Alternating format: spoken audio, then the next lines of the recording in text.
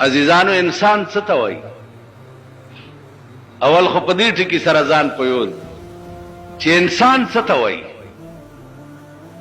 مونږ باندې قدرت د انسان نوم ولې ایښی دی؟ انسان معنا ده مانوس،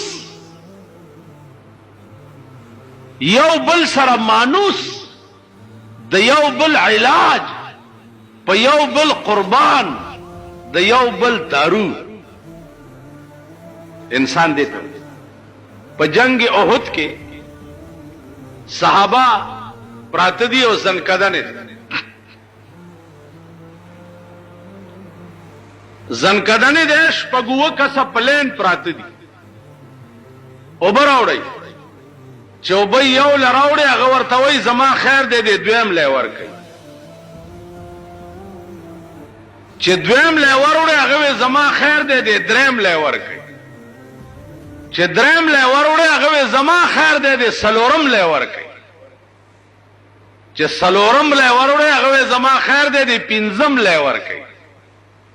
چې پنځم لی وروړئ هغه وایي زما خیر دی دی شپږم لی ورکوي. شپږم لی وروړئ زما خیر دی دی اووم لی ورکوي. خو چې تر اوومه پورې کټوری د اوبو رسېدو دا وروسته ټول وفات شي.